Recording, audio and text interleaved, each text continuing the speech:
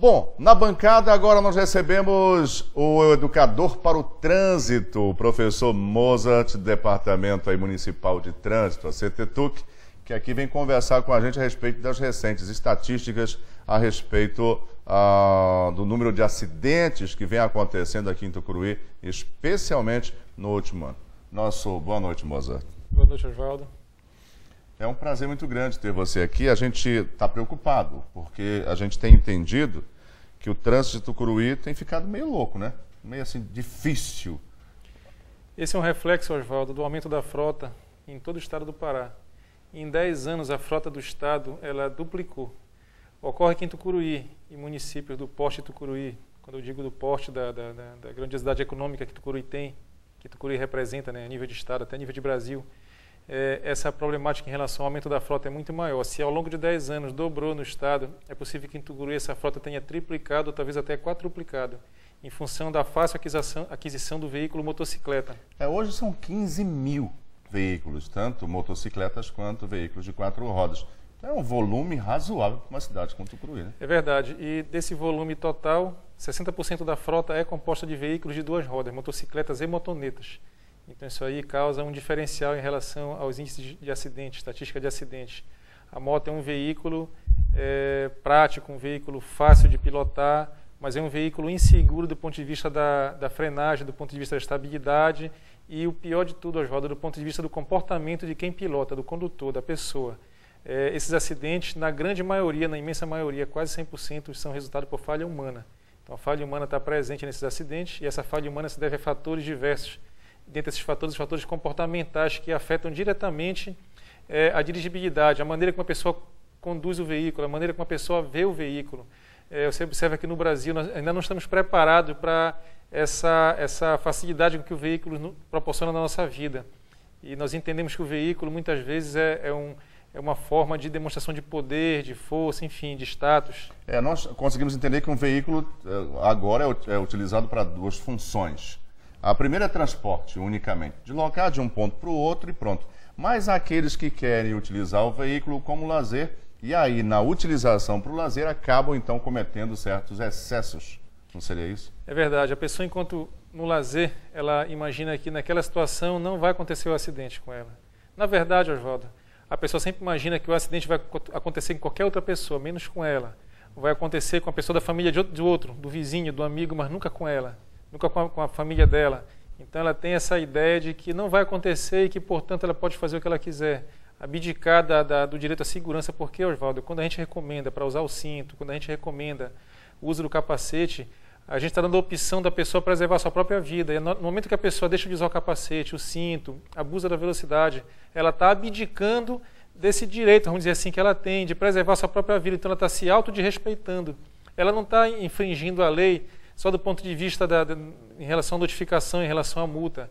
Ela está desrespeitando a própria lei da vida, ela está se desrespeitando. Então, nesse momento, ela passa, a partir daquele instante, a ficar por conta da coincidência.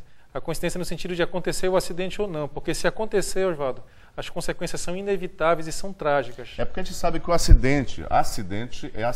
Acidente às vezes acontece, um descuido, uma coisa, acontece um acidente. A gente sabe disso, ninguém está, vamos dizer assim, poupado disso dentro do trânsito que nós tenhamos que, vamos dizer assim, participar. Porque participa o pedestre, participa aquele que dirige a moto, aquele que dirige o carro, todo mundo participa, inclusive o pedestre, também desse trânsito.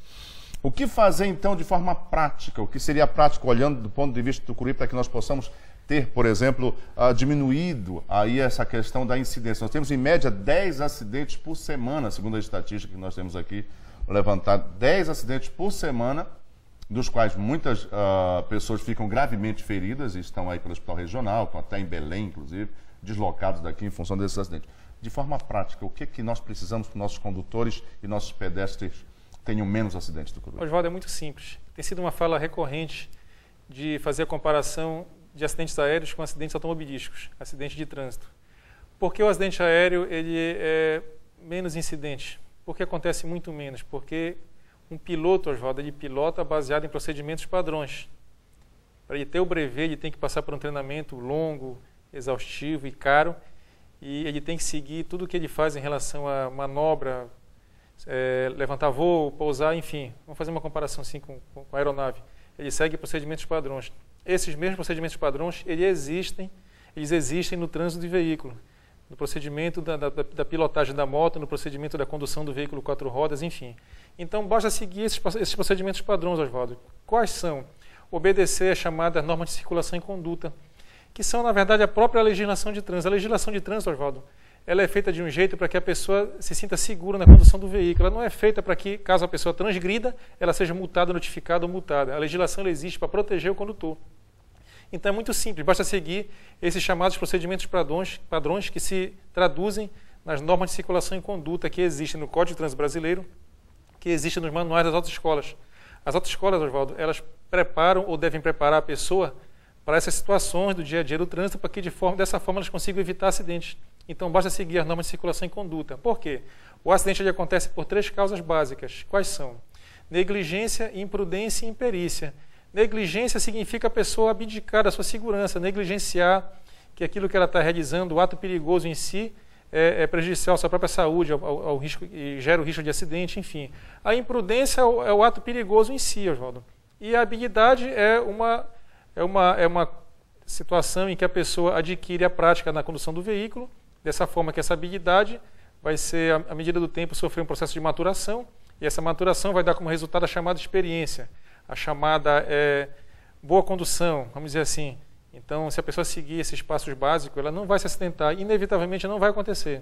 Agora, a maioria do pessoal que nos assiste aqui é pedestre, né? Que, é claro, tem que enfrentar essa loucura, especialmente aqui no centro da cidade, mas nós estávamos ontem fazendo a gravação lá no bairro do Getati, e nós, no trânsito, conseguimos encontrar de uma vez, bem pertinho um do outro, 2 motoqueiros dando carona para capacete, que é uma coisa interessante. O pessoal não anda com capacete, mas fora da cabeça. Isso é uma coisa interessante que se observa em todos os cantos da cidade. Essa situação que a gente tem comentado, a questão do desrespeito que a pessoa tem em relação a si, né? Em relação à sua segurança. Ela abdica da sua segurança. O capacete, Oswaldo, é o único instrumento, é o único equipamento que, no caso da motocicleta, em situação de acidente, ele pode minimizar o risco de acidente. Você sabe da fragilidade que nós temos no nosso crânio, na nossa cabeça, né? Então, qualquer batida, por simples que seja, qualquer acidente, por simples que seja, ele pode gerar uma sequela, pode gerar um risco de óbito, enfim. E o capacete, nesse sentido aí, em relação à motocicleta, é o único equipamento que pode, vamos dizer assim, diminuir esse risco, né? Não quer dizer que o capacete vá, em termos de 100%, fazer com que o acidente seja de menos gravidade, mas ele evita uma situação problemática, evita uma sequela relacionada a traumatismo craniano, evita, enfim, danos e lesões na face, fraturas na face, né? Mandíbula, enfim. Então, nesse sentido, o capacete é o aliado que o motociclista tem para poder aumentar a sua segurança, a segurança de quem está no banco, no carona, no caso, com o passageiro. Recomendar que o passageiro também use o capacete. E como aqui em Tucuruí, a maioria dos veículos, 60%, como você já falou, né, da frota, é composta de motocicleta, então há uma tendência de feridos graves, com sequelas e óbitos, em relação à motocicleta, de pessoas que normalmente não usam o capacete. Está provado que o capacete ele pode salvar sua vida, sim, numa situação de perigo. Muito bem. Sabe que nos próximos dias nós teremos aí já regulamentado essa questão das notificações, né, que é um instrumento importante, inclusive fortalece a fiscalização de vocês como agente do trânsito também aqui, o CTTUC, a CTTUC, como propriamente nós dissemos, poderá fortalecer isso nos próximos dias. Aí deverá sair já a assinatura do convênio e isso vai estar acertado.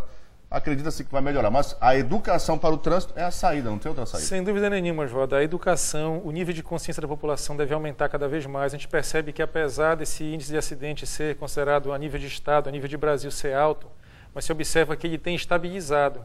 As pessoas, através das campanhas que nós realizamos, através da mídia, enfim, através de programas de televisão, que também contribuem para essa tarefa, você observa que as pessoas têm aumentado o seu nível de consciência. Evidentemente que ainda existem pessoas que relutam em adquirir esse nível de consciência, no sentido de que esse nível pode melhorar os índices de segurança no trânsito, pode melhorar os índices de acidente. Então, para essas pessoas que ainda não aderiram, vamos dizer assim, a essa forma de pensar, essa filosofia de vida, essa maneira de ver o trânsito, de ver o veículo como um aliado e não como um inimigo, porque o veículo, quando ele acontece o acidente, o veículo acaba sendo o vilão da história, né? Ah, caiu de moto, a moto é um veículo perigoso. A moto não é um veículo perigoso. Quem torna a moto um veículo perigoso, na verdade, é o condutor e a forma como esse condutor vai pilotar essa motocicleta. No caso do veículo 4 rodas também. Ah, o culpado das mortes no trânsito são os carros, enfim, eles dão várias designações para culpar o veículo 4 rodas, o carro. Mas o carro, se ele for bem utilizado, seguir as normas de segurança, seguir a obediência à legislação de trânsito, não extrapolar o limite de velocidade, o veículo é um aliado, serve para nos levar, para nos trazer para o trabalho, para nos divertirmos, enfim, e daí por diante. Muito bem, pessoal, assim nós vamos agradecendo aqui a presença do Mozart, que sempre que nós solicitamos ele estar aqui com a gente, conversando, o espaço está aberto, tá, Mozart? Obrigado, esse aqui é o departamento que nós queremos, na verdade, é ter muito mais paz no trânsito e muito mais as pessoas com tranquilidade indo e vindo aqui na cidade. Esse é o nosso objetivo. Muito bem, assim nós estamos encerrando mais esta edição do TJ Regional. Até amanhã, se Deus quiser.